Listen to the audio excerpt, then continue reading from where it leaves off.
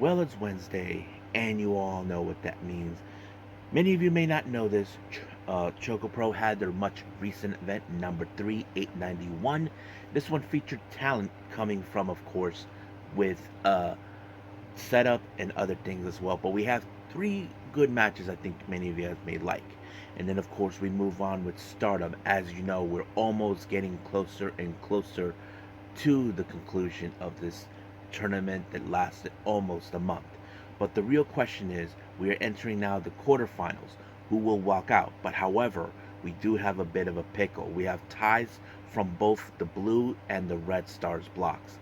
So basically, we will determine who will enter and take those spots, and we'll get to that a bit. But later on, we move on with AEW Dynamite. As you all know, we entered the aftermath of All In, and now we're entering the road of All Out. However, certain things, as you know, will determine. We do have a brand new AEW World Champion. What's next for him? Will Christian Cage actually cash in his opportunity? And of course, we have many things are taking place, as well as the reigniting feud between Swerve and Hangman, and plenty other things as well. And then, of course, we have some, and then we cap up our episode with some news updates to give you guys updates what's been happening in the world of pro wrestling, such as what events the promotions are thrown out, who's booked, what matches are set, including developments that are happening in the world of pro wrestling as we speak. So, let's get ready for another episode of the Leaded Wrestle Zone.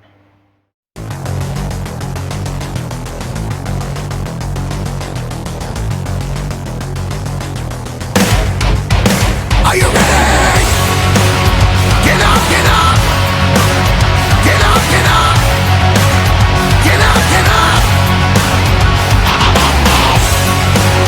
Get up, get up! Get up, get up! Get up, get up! Hey everyone, welcome to the Leaded Wrestle Zone. All things that is pro wrestling with AEW, NXT, New Japan Pro Wrestling, TNA, the National Wrestling Alliance, various promotions, wrestlers, matches, and championships. I am your host, J Rod here. So, if you are new to the channel, welcome. This is a channel where we do a lot of pro wrestling reviews from various promotions, not only here in the United States, but also in Japan, Mexico, Canada, Europe, the UK, anywhere in the world where pro wrestling is not as big, but it continues to grow. We also, of course, do discussion videos, talk about various topics such as the wrestlers themselves, the promotions, factions, storylines, whatever we want to talk about. We also, of course, do more news updates. If certain information was unable to be on this episode, I can put it on the next episode or on a separate video by itself. We also do real timing news updates to keep you guys on alert if something has happened in the world of pro wrestling that needs to be addressed ASAP. We also, of course, got the Unagi Sayaka Watch and various other cool wrestling content as well. So if you like what you see, please subscribe to us. So click on that subscribe button. You'll be getting a lot of daily reviews and other cool wrestling content as well. But if you like this episode, please give us a like on the like button or a nice comment in the description down below. Now, all introductions have set aside, it's time to rock and roll. So let's begin with our very first review, and that is ChocoPro.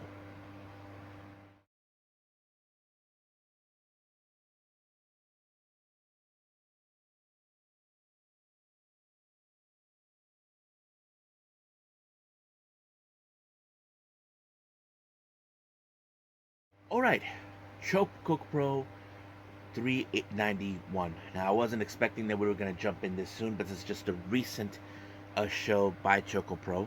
As always, the Best Bros open up the show.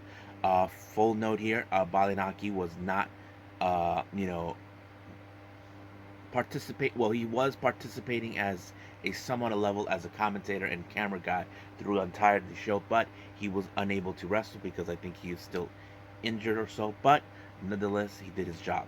But of course, our first match, we had a very interesting six-man tag match. We have Sawadi Kamen, GDL, and Shivam. They take on Dr. Gore and, of course, the CDK, Masahiro Takanashi, and Chris Brooks. Now, of course, the weird thing is Dr. Gore, who is from setup, well, let's just say he doesn't get the warm reception that he needs, but he should be a reliable person that CDK should need since they like winning all the time. And that's always been the clear cut case.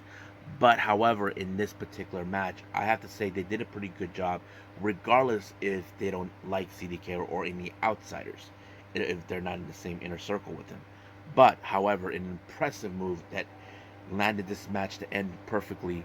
Um, JDL ended up being in a power drive position until, of course, um, Masa and Dr. Gore super kicked JDL, and then later power drive, and Crispus picked up the win just like that. However, they were able to isolate everyone to ensure no one gets in the way, and that's exactly what they did. Next up, Miya Yotsuba teams up with her mentor Mei Shiruga. They take on Hiroyi Yawada and Emi Sakura. Now, of course, X factor of the match is Hiroyi. As you know, she is a rookie. She is still doesn't have the necessary learning experience that she needs, but she picks it up as she goes. However, seeing Mia and May is a little different story. As I said, they're student and teacher. It was May who trained Mia herself when she first started, and that kind of went on in that way. But it's interesting that she teams up with her all the time.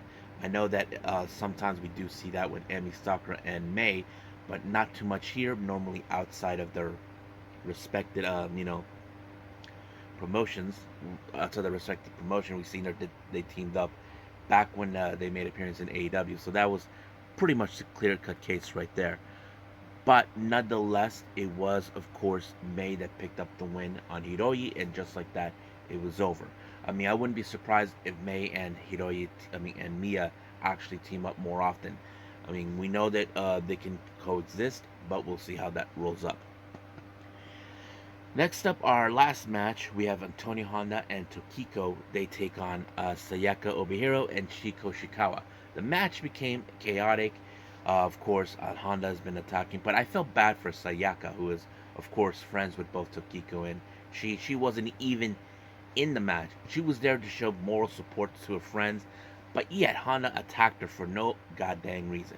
So basically, but however, uh, they got Sayaka got a bit of a measure of payback when she did little pop-up little streamers right in his face. Completely lost it, but it was, of course, Obi with a bit of her somewhat of maneuvers that allowed her to pick up the win by pinning Tokiko, and just like that, it was over.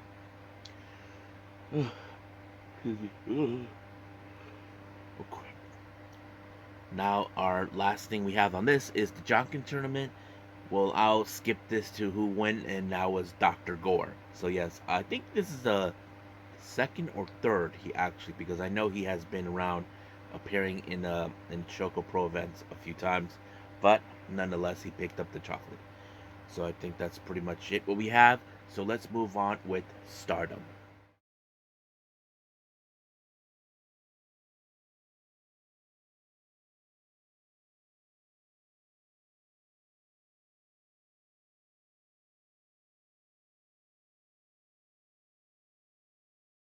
Okay, Stardom.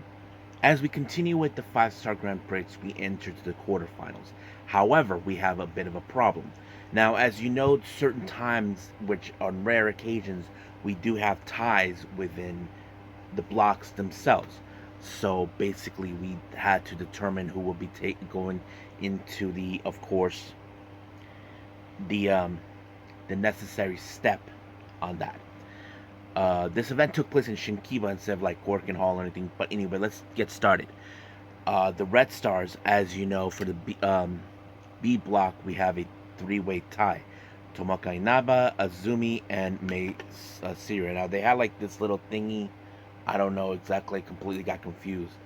One match we had Tomoka Inaba versus Azumi, Azumi versus Mei Sira, Tomoka Inaba versus Mei Sira, that sort of thing.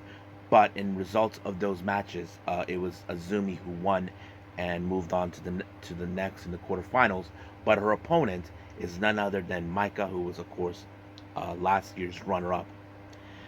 Now, we had the Blue Stars as well. B block, we have, of course, this one will determine the second place, who will be moving on to face Sudi.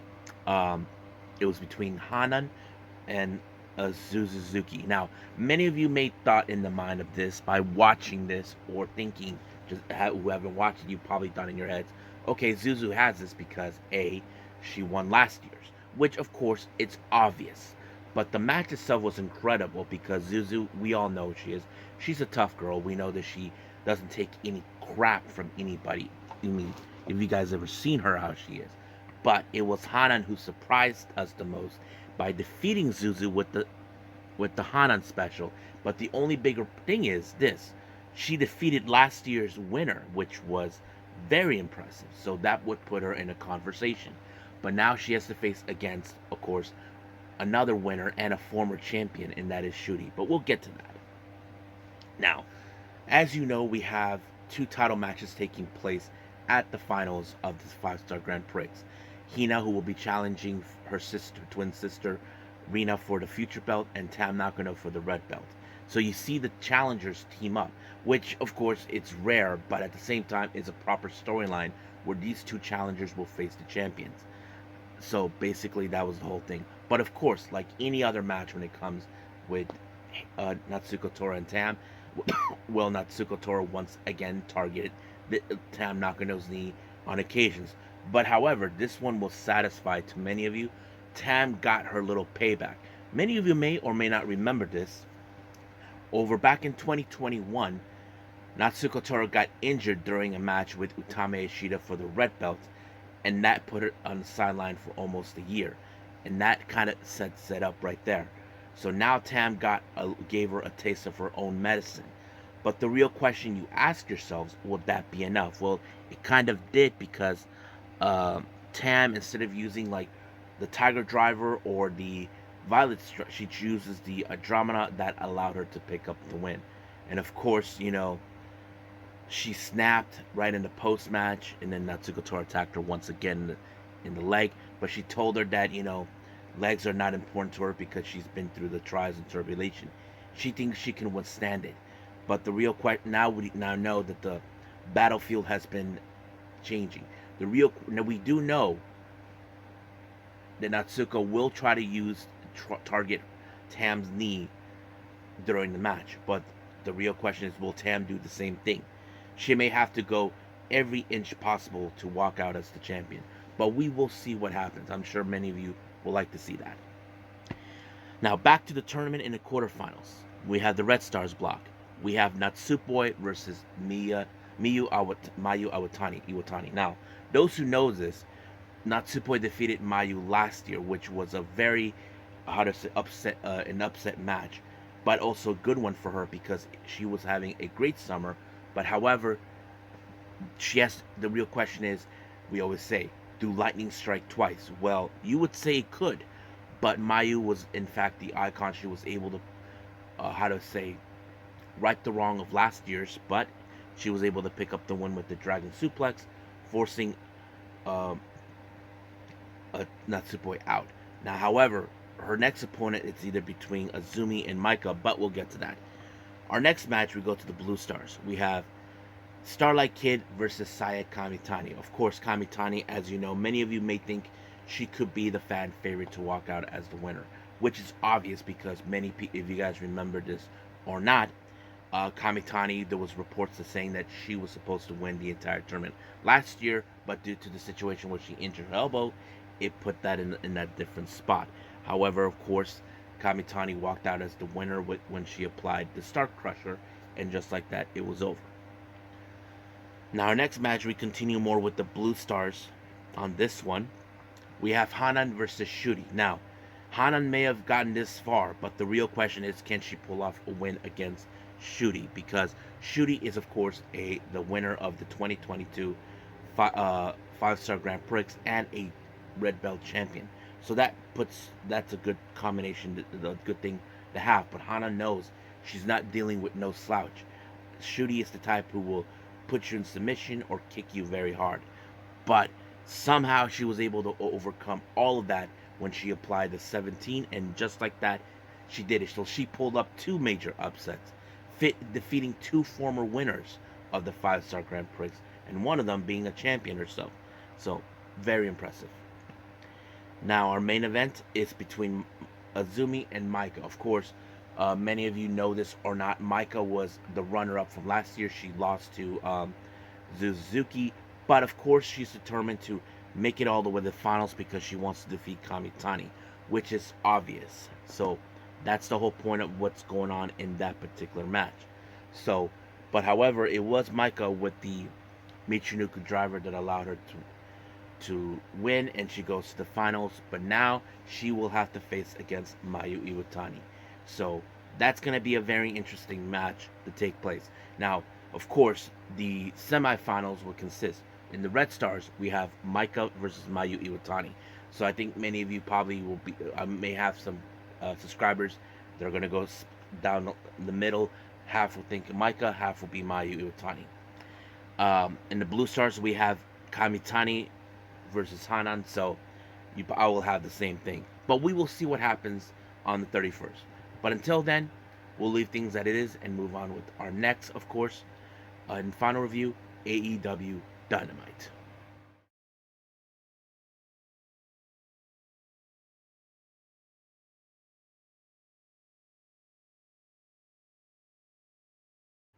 Okay, AEW, now we entered in the aftermath, but also we are in the road to All Out in Chicago.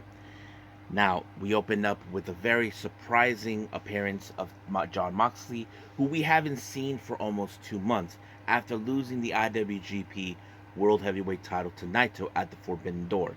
Now, we don't know what was going on, that even Tony Schiavone, who I have to say, he was brave enough to make the decision to, of course, to go to the ring and find out what's going on. Why is Moxley here? Uh, at first, he said he wanted to look for Darby and talk to him. I don't know what's the significance of that, but there was one thing that really was stunned was what he said to Tony. He's saying this is not your company anymore. Now, it didn't make any sense about what he's talking about. Even Tony Schiavone was stunned. Like, what is he talking about? Even he's saying, I don't run this company. I mean, which is true, but why does he say in his own way that this is not, of course, his company? It didn't make no absolute sense for Tony Schiavone, but hopefully we will. Now, we do see an interview with Renee Paquette. She talks to the conglomeration along with Hook, who's, of course, tagging with 3 of its members. Of course, Mark Briscoe addressed saying that, yes, him, OC, and Kyle were unsuccessful, but he reminded who was. So he said that Hook was successful to regain the FTW title. Ishii and Willow were able to regain to beat Stokely and Chris Statlander, but he also addressed the fact that she gets to decide a stipulation for her title match against Chris Statlander. But Statlander indicated that, of course, the bosses of CML will not sanction the match. So she decides, since she has the most, street, the most, how do I say this? Most street fight matches, so she made it clear it's gonna be a Chicago street fight, so that's going to happen. But however, uh, uh, Ishii has to go to the ring and face Hangman Page. Now, this was going to be a very strong match because, of course, Ishii, he's the kind of guy who doesn't back down for anybody. He's not afraid of nobody. So is Hangman. Now, of course, Hangman has a chip on his shoulder. More, he's been on edge because of Swerve Strickland. But he was able to walk away with the win when he applied it first the Deadeye, then the Buckshot Lariat, and just like that. And then, of course, Swerve Strickland, of course, comes out to get into his head. Of course, Hangman reminded him of what he did, that he broke into his house while his wife and son were there, and all this and that. And, of course, Hangman was in shock for what Swerve said to him, told him that he saw that he passed by one time to see what Hangman is up to. He told him that he saw that he was escorting his wife when he became a father again, and all this and that. And then he said that there will be a cage match, a steel cage at All Out. And of course, I think Swerve is saying to him that just go home. Leave it to people like me. But I'm sure Hangman is going to do something that is going to affect Swerve. I'm not sure, but we will see. But he walked away without saying a word. So we'll see what happens. Now, of course, we did witness back in All In, even though she was not in the match, the return of Jamie Hayter, getting her Wembley Stadium moment. Now she faces against Harley Quinn. Now remember, it was Saraya who, at the time, when Ruby Soho and Toni Storm took her out and tried to ensure they win the AEW Women's title. That was the main focus. And now Jamie Hayter is gaining a somewhat a revenge. Even if she's not gaining Saraya, she's gained, of course, with Harley Cameron, and that's exactly what happened until Jamie applied the Haterade, and just like that, it was done. Now, of course, we do another, of course, interview with Renee when she talks to Jericho along with Big Bill, Brian Keith, and Strong. Of course, Jericho is a bit, like, okay, he lost the FTW, but he's saying that, that Hook learned a lot of things. And then, of course, Roderick Strong saying, that he's happy that he's going to be in the Jericho Vortex only for one night. But he did tell him that he needs to help how to get Kyle O'Reilly away from Orange Cassidy. So, basically, you got that. Excuse me. Now, we do see MJF, who was making a promo. Now, of course, he's probably not happy with the fact he got the Tiger Driver 91 thanks to Will Ospreay. But the one thing that did piss him off, and I think it was self-deserved, was the fact that he was attacked by Daniel Garcia. And, of course, Garcia shows up. And then it was later determined that there's going to be a match between both Garcia and MJF at All Out in Chicago. So we're looking forward to that. Now, our next match, we have Hook and the Conglomeration, Kyle O'Reilly, Mark Briscoe, and Orange Cassidy taking on Roderick Strong, Big Bill, Brian Keith, and Jericho. Now, of course, all hell was breaking loose, and of course, all mayhem was taking place throughout the entirety of the match. But I think many of you may saw this, but apparently there was a moment where we saw Hook put the red rum on what's his name, on Roderick, but there was a foot on Strong on the rope, but the ref did not see it, and then of course Roderick Strong tapped out of nowhere. And then of course we did see a beatdown coming. Of course, Taven and Bennett attack Hook, and now apparently Roderick Strong is aiming for the FTW title. So now that Hook got the back, now he has to contend with this. Now, of course, the CEO, Mercedes Moné, is celebrating the fact she retained the belt. All of a sudden, private parties showed up, and she asked them to leave with the arrival of Okada. And then, of course, they're doing that the money dance, so we were seeing that as well. Now, of course, we do see an interview with Tony Schiavone and Mariah May and all this and that, talking about herself as always, that she's going to be what people need is glamour. So we'll see what happens until then. Now, we did witness an all-out the arrival of GYV, the grizzled young veteran. Now, we know this is what happened. There was a moment, some footage they showed from this past Sunday at All Out and All In, where the Bucks were happy what they saw, but the grizzled young veterans were saying, "Yeah, we send a message, right? Not only just to FTR and the Acclaim, but to you guys." They were trying to tell them that they are not the best tag team anymore that they claim they are. So they'll be gunning for the tag belts. Now, you can say that the Young Bucks are not too concerned, but if I was them, you don't know what these guys will do. So we'll see. But however, the GYV put out a video promo sending a message to everybody to be careful, to grit their teeth. Our next match, we have Ricochet versus Kyle Fletcher. This match was set upon right after, of course, Ricochet made his debut, and of course, nonetheless. So we're seeing a brand new fire with Ricochet. He did state that he wants to do something that he was unable to do back in his time with WWE. I know many WWE loyalists will probably say, like, what is he talking about? You probably won't believe any of that nonsense, but that's how it is. But however, it was of course the vertigo by Ricochet that allowed him to pick up the win. And then, of course, once the match was over, Here comes, of course, Will Ospreay. I don't know what he was intending to do, but all of a sudden we did see Pac do the Poison Rana. Now Pac, on the other hand, knows Ricochet very too well and gave him an AEW welcome, but he did tell him that Will Ospreay is his, to get his ass in the back of the line. But Ricochet was not too pleased for what he did. So we'll see what happens. I'm sure Will Ospreay is not going to be too happy for his actions. Now, we do see in the back Mox showed up, and then two guys out of nowhere were just standing there, just minding their own business until Mox started talking to them. And then out of nowhere, Marina Shafir shows up and attacked them both. Now, we don't know what's going on. Now, when I was going on X, just strolling around, people were talking these possibilities. I'm not gonna get on that too much until I get the clear picture. But for now, we'll just leave it as it is. But the last thing we did see, as you know, we had the AEW champion Bryan Danielson.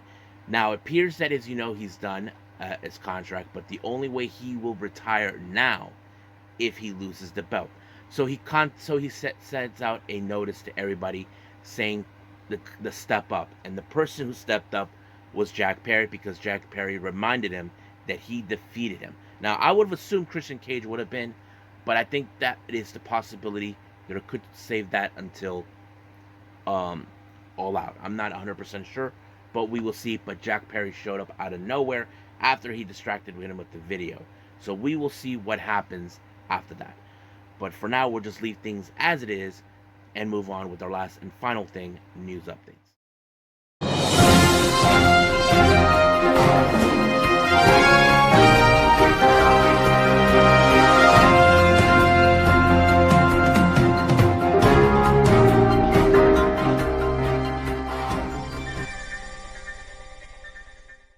Okay, so welcome to our news update. So let's begin with upcoming events from the promotions.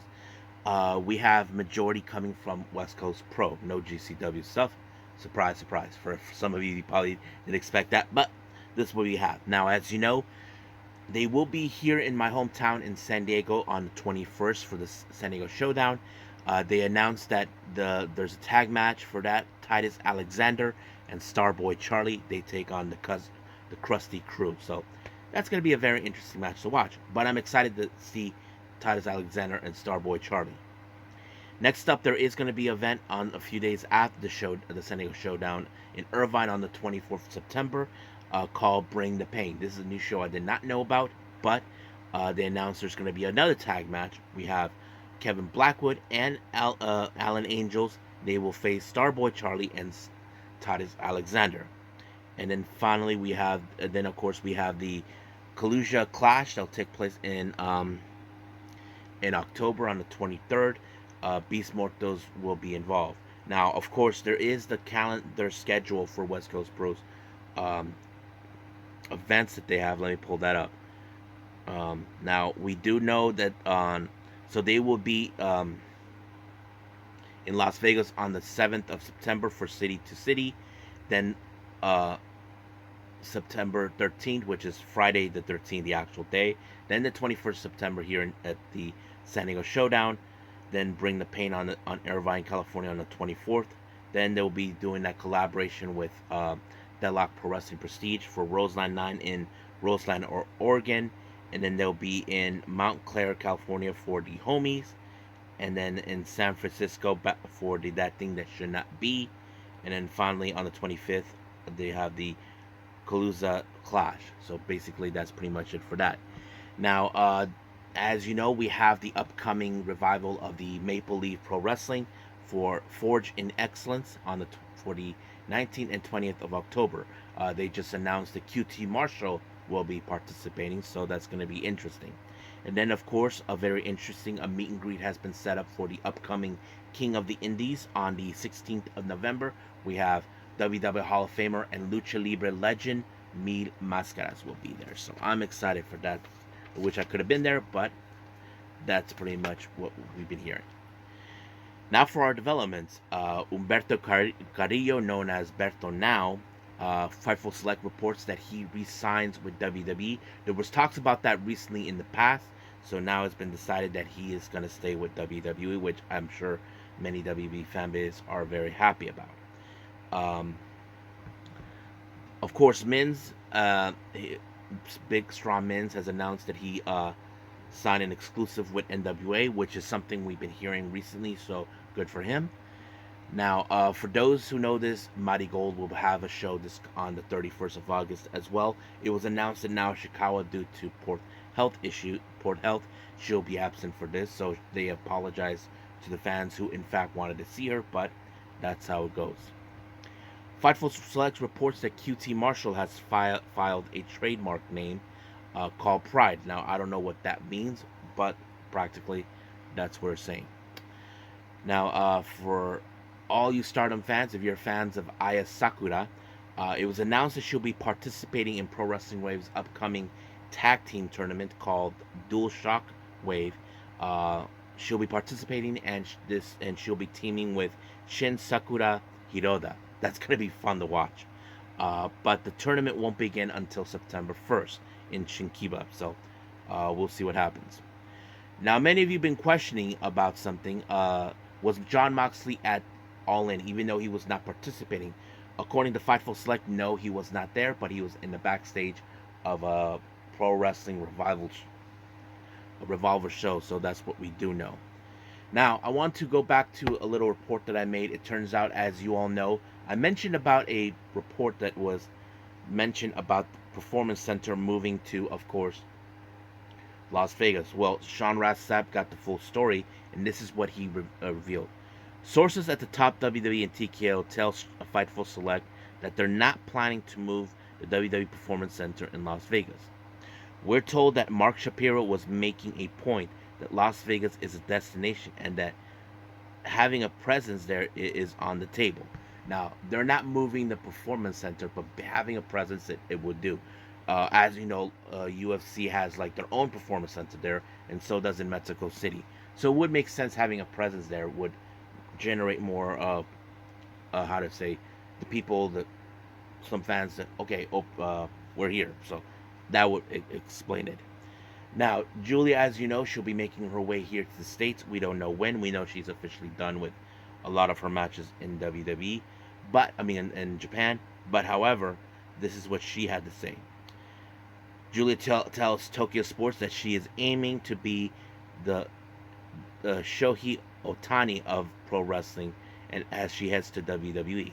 So, but she also hopes that keeps her name. So, cross our fingers because I don't feel like they should just change her name.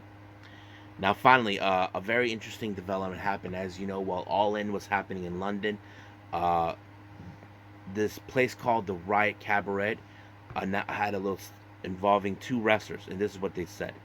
We can confirm that Thunder Rosa's spectacular performance at the All Singing Dancing in 2024. She was unexpectedly attacked by Riot Cabaret's Women's World Champion Mina Shirakawa in the Corporal Grand's backstage area.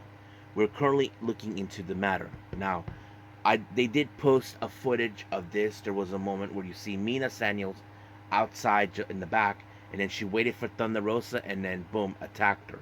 Now, we don't know what's the main reasons why she attacked her, but they are going to look into the matter to find out what is going on. But hopefully, this can be resolved as soon as possible. But I think that's pretty much it right now. We'll leave it as that and end it with, let's just call it a day.